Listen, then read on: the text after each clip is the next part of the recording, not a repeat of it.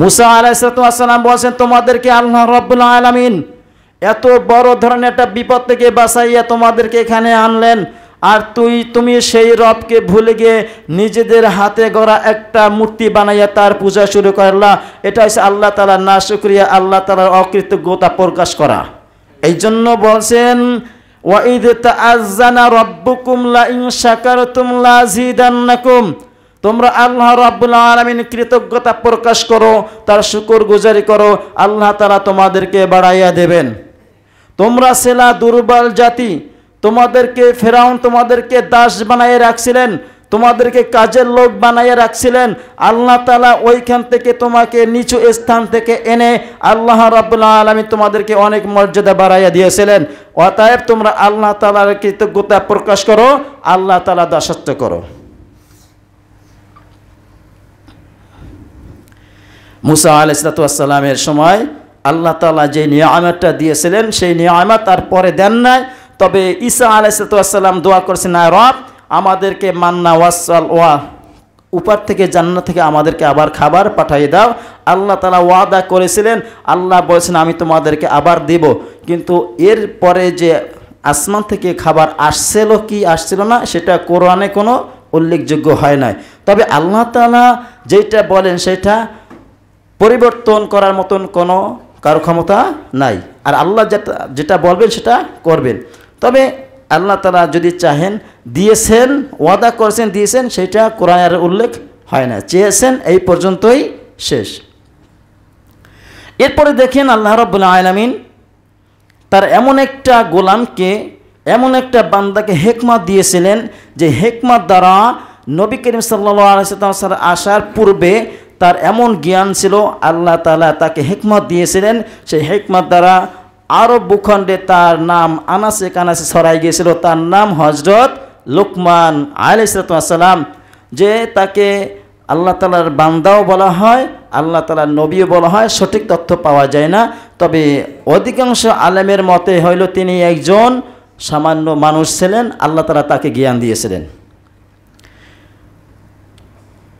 31 নম্বর সূরা, সূরাতুল লুকমানের 12 নম্বর আয়াত, আল্লাহ তাআলা বলেন, ওয়ালাকাদ আতাইনা লুকমানাল হিকমাতা আন ইয়াশকুরু লিল্লাহ ওয়া মান ইয়াশকুর ফাইন্নামা ইয়াশকুরু লিনাফসিহি ওয়া মান কাফারা ফাইন্নাল্লাহা গানিয়্যুন হামিদ।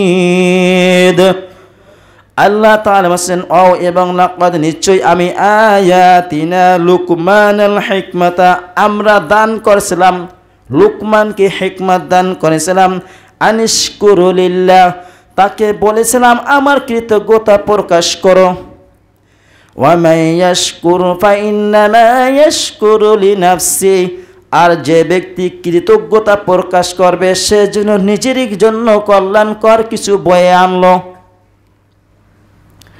ওয়ামান কাফারা ফাইন্নাল্লাহা গানিয়্যুন হামিদ, সে কিন্তু প্রকৃত পক্ষে আল্লাহ রাব্বুল আলামিন কারো মুখাপেক্ষী নন, তিনি নিজেই প্রশংসিত, নিজেই প্রশংসিত। আমরা দুনিয়ার মানুষ যদি ঐক্যবদ্ধ হয়ে আল্লাহ রাব্বুল আলামিনের যদি কৃতজ্ঞতা প্রকাশ করি, তার গুণগান গাই, সবাই মিলে যদি আল্লাহ রাব্বুল আলামিনের প্রশংসা করতে থাকি, তাহলে আল্লাহ রাব্বুল আলামিনের চুল পরিমাণে উপকার আসবে না? আসবে। আর যদি পৃথিবীর সমস্ত মাখলুক মিলে যদি আল্লাহ রাব্বুল আলামিনের অকৃতজ্ঞতা প্রকাশ করা হয়, তার নাফরমানি করা হয়, তাহলে আল্লাহ রাব্বুল আলামিনের চুল পরিমাণও ক্ষতি হবে না? হবে। এই জন্য যদি প্রশংসা আল্লাহ তাআলার করি আমাদেরই লাভ, ঠিক না? যতবার সুবহানাল্লাহ বলবো আমাদের নেকি হতে থাকবে, আলহামদুলিল্লাহ বলবো আল্লাহ রাব্বুল আলামিন আমাদেরকে নেকি দিবেন। আমরা যদি আল্লাহ তাআলা তাসবিহ তাহলিম পাঠ করি, আল্লাহ তাআলা আমাদেরকে নেকি দেবেন। আমাদেরকে সন্তুষ্ট হয়ে আল্লাহ তাআলা যেই নাজ নিয়ামতের বর্ণনা কোরআনের ভিতরে দিয়েছেন, জান্নাতের বর্ণনা দিয়েছেন, আশা করি আল্লাহ রাব্বুল আলামিন আমাদের জান্নাতের মেহমান বানাইয়া দেবেন, ঠিক না? এই জন্য প্রশংসা যদি করি আমাদেরই লাভ। কেমন লাভ? যদি প্রশংসা করি আল্লাহ তাআলা আমাদেরকে জান্নাত দিবেন। আর যদি অকৃতজ্ঞতা প্রকাশ করি, নাফরমানি করি, তাহলে আল্লাহ তাআলা যে জাহান্নামের বর্ণনা দিয়ে